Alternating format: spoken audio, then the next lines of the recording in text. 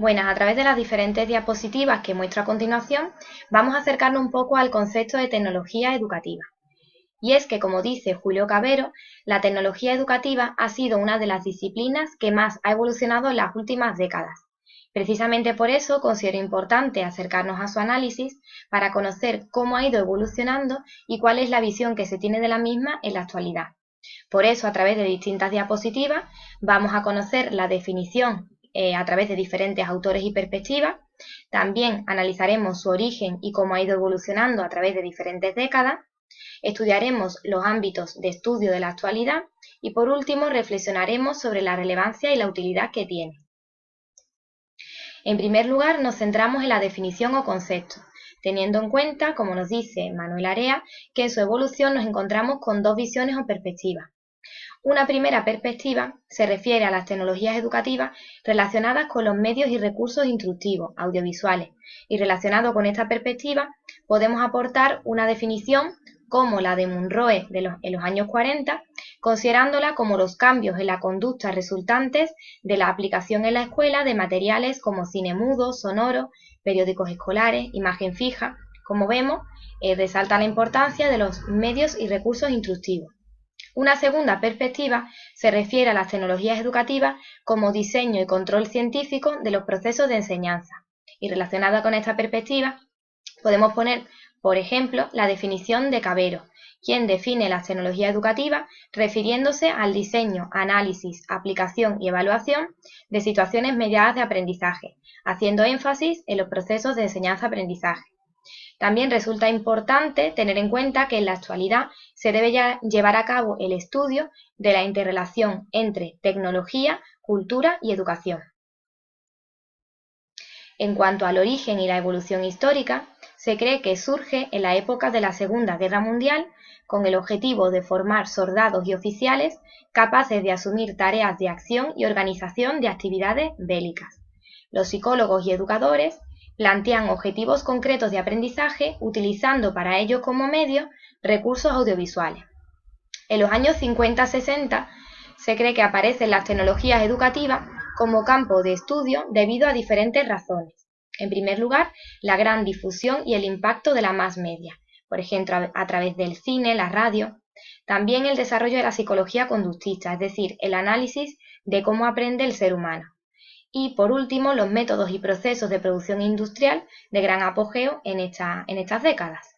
Todo ello encaminado al estudio de la eficacia de los procesos de aprendizaje.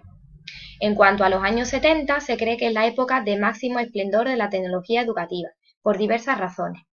En primer lugar, la creación de asociaciones profesionales y académicas. Además, se extiende también a numerosos países.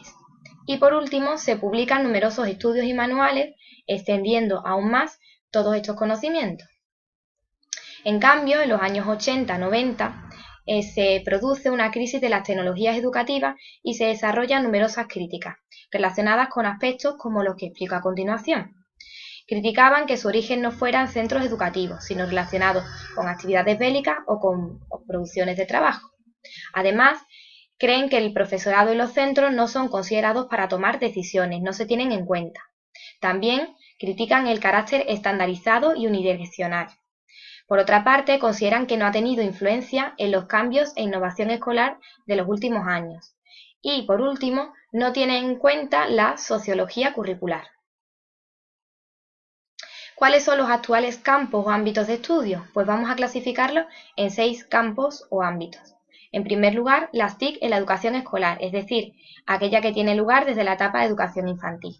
Aquí pues podemos mencionar la formación del profesorado, la integración e innovación con TIC, es decir, la utilización de las TIC en el aula como herramienta educativa, y las aplicaciones y la organización didáctica de las TIC. En cuanto a las TIC en la docencia universitaria, en la universidad, podemos mostrar como ejemplo pues, los campus virtuales, también la utilización de Internet en la docencia presencial y el diseño, desarrollo y evaluación de los cursos a distancia cada vez más comunes en el ámbito universitario. En cuanto a las TIC en la educación no formal, es decir, aquella que tiene lugar en centros de adultos, en espacios recreativos, resaltamos la formación ocupacional a distancia, también la educación de adultos y las TIC en redes sociales y culturales, como pueden ser las TIC en utilización, por ejemplo, en las bibliotecas. Otro ámbito se refiere a los medios de comunicación social en la enseñanza, referidos pues a la utilización de la televisión, la prensa, los videojuegos. Aquí resaltamos la televisión como herramienta educativa, también la enseñanza a través de los medios audiovisuales y la utilización de la prensa en la escuela. En cuanto a la educación, las tecnologías y la cultura, podemos destacar las prácticas de la infancia y la juventud ante las TIC, también los efectos socioculturales que tienen la utilización de este tipo de herramientas y los problemas y retos educativos que se plantean a raíz de la utilización de las tecnologías educativas. En cuanto a los desarrollos de materiales didácticos y software educativo, podemos mencionar pues, la creación de multimedia educativo, los entornos colaborativos a distancia, las web, los cursos online y los software para sujetos con necesidades específicas de apoyo educativo que son especialmente útiles para este tipo de alumnado. ¿Cuál es la relevancia y la utilidad de la tecnología educativa? Pues existen muchos aspectos positivos sobre su relevancia y utilidad por parte del profesorado, y a continuación pues voy a resaltar algunos de ellos. En primer lugar, permiten y facilitan una mayor comunicación e interacción entre las personas, ya sea a través de teléfono, videoconferencias, foros. Además, esta comunicación puede ser síncrona o asíncrona. Por otra parte, permiten el acceso a gran cantidad de información. La red está cargada de recursos informativos y podemos acceder a ellos. Nuevas formas de actividad productiva, otra forma de trabajar. Además, implica también la creación de otro tipo de puestos de trabajo. Por otra parte, mejoran la calidad y la eficacia de los distintos servicios. Y podemos acercarnos también al conocimiento de otros entornos y realidades, podemos acercarnos a otras culturas, todo ello con objeto de formar una conciencia y una perspectiva mundial. Por último, en relación a la conclusión, sí que me gustaría resaltar una idea que propone Manuel Area en su vídeo, y es que la calidad del aprendizaje de los estudiantes no depende de la tecnología. Lo que influye en el aprendizaje no es tanto el recurso utilizado, sino el papel del profesor al usar ese medio, la metodología empleada. Lo que quiero resaltar con esta idea es que no importa tanto la tecnología que utilicemos, sino más bien cómo la vamos a utilizar en el aula. Debemos tener en cuenta los intereses del alumnado, las características, las motivaciones, su nivel de aprendizaje, plantear una serie de objetivos que pretendamos alcanzar con el uso de esas tecnologías con ese alumnado y llevarlos a cabo de la manera más adecuada posible. Utilizar los recursos teniendo en cuenta los objetivos que nos proponemos y el alumnado en el que pretendemos desarrollar dichos objetivos. Por último, a continuación pues os muestro una bibliografía en la que he consultado para realizar esta presentación, en la que aparecen diferentes autores, así como diferentes enlaces.